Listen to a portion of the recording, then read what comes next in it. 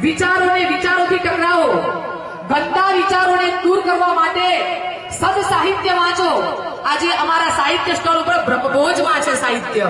આજે અડધી કિંમતે તમને સાહિત્ય મળે છે। કેમ? તમારા નળ નીચે ગંદી ડોલમાં ગંદુ એઠવાડ ભરીને નળ ફૂલ ચાલુ કરો ચોખ્ખા પાણીનો, અને કલાક પછી જોજો ગંદુ પાણી નીકળી ગયું હશે અને ચોખ્ખા પાણીની ડોલ તમારી પાણીથી ઉભરાતી હશે। અભિયાન આપણે લાવી શકીએ એમ છે। તો આજે ભલે તમારી ચોટી નથી, વાંધો નહીં, પણ ચોટીની જગ્યા તો છે જ। તો એ ચોટીની જગ્યાનું આજે આપણે પૂજન કરવાનું કે હે માં ગાયત્રી, હે પરમ પૂજ્ય ગુરુદેવ, પણ અમારા જીવનમાં પ્રવેશવા લઈશું નહીં। એ ભાવ સાથે ડાબા હાથમાં એક ચમચી જળ,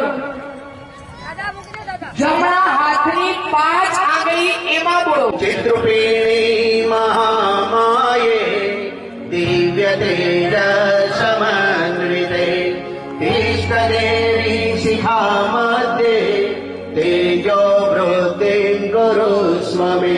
પ્રાણાયામનો ક્રમ પ્રવીણભાઈએ ખૂબ સરસ આપણું ધ્યાન કેન્દ્રિત કરાવ્યું। આસ્થા ચેનલ તમે બધા જોતા હશો। રામદેવ બાબાને તો હવે તો ગલીએ ગલીએ આપણે બધા જાણવા માંડ્યા। સમજજો, આ બધું તો આપણા ઋષિ મુનિઓએ આપણને હજારો વર્ષ પહેલા આપ્યું હતું। ધ્યાન રાખજો। હવે શું આપણું કડવું સત્ય છે સમજો। પરમાત્માએ આપણને આપ્યા હતા, પણ આપણે છીએ ભારતવાળા। સમજજો, આપણે આપણા દેશને વફાદાર નથી। હજી હું પણ તમને કહું છું કે આ યોગ સૌથી પહેલા આપણા ભારત દેશમાં હતો, અમેરિકા વાળાએ સ્વીકાર્યો અને નામ પડ્યું યોગા। અને પછી ત્યાંથી આપણે જોયું કે અમેરિકા વાળા યોગ કરે એટલે યોગા, તો હવે આપણે ચાલુ કરો। અને એ આપણો ભારત વાળો ભારતની હોય ને એનો આપણને ગર્વ નથી। 10 જણને એક બેન કહેશે કે આ મારી સાડી આ તો મેડ ઇન ચાઇનાની છે, આ મારી સાડી તમને કહું આ તો મારી સાડી મારા નણંદે અમેરિકાથી મોકલી છે। અમેરિકાની સાડી પહેરવા માટે, જાપાનની સાડી પહેરવા માટે આપણને ગર્વ છે, પણ આપણા ભારત દેશની સાડી આપણને હોય તો આપણને ગમતું નથી કે આ સાડી તો મારી અમેરિકાની ફોરેનની સાડી પાછી। આખા વિશ્વમાં 2796 ભાષાઓ છે। આ ભાષાઓની મૂળ જનની જો માં હોય તો એ સંસ્કૃત ભાષા છે। આજે સંસ્કૃતને આપણે છોડી અમેરિકામાં સંસ્કૃત થઈને આવશે ને પછી આપણે સ્વીકારીશું કે સ્વીકારો। આપણી વસ્તુ બીજા લઈ જાય છે, એનો લાભ લે છે અને પછી આપણે સ્વીકારીએ છીએ। તો જાગો મારા વડીલો, આ સંસ્કૃત એ આપણા દેવોની ભાષા છે। સમગ્ર વિશ્વની ભાષાઓની જો માં હોય, જો જનની હોય ને, એ સંસ્કૃતમાં હતા ને। આ બધા લોકોએ સંસ્કૃતના ગુજરાતી કરાવી અને પોતપોતાના દેશની ભાષામાં, માતૃભાષામાં કરાવી અને આજે એ દેશો આગળ વધવા માંડ્યા। આપણે જાગવાની જરૂર છે। અને એટલા માટે આ પ્રાણાયામની પ્રક્રિયા એ આપણી જ સંસ્કૃતિની એક ઓળખ છે, રાખવાની છે। તો કમર સીધી કરી, બંને હાથ ગોદીમાં, આંખો બંધ, શ્વાસ લો ત્યારે એવી ભાવના કરો કે આ દિવ્ય તેજ મારા રોમ રોમમાં આવી રહ્યું છે। શ્વાસ બહાર કાઢો। आपो ज्योतिरसो अमृतम् ब्रह्म भूर्भुवः स्वः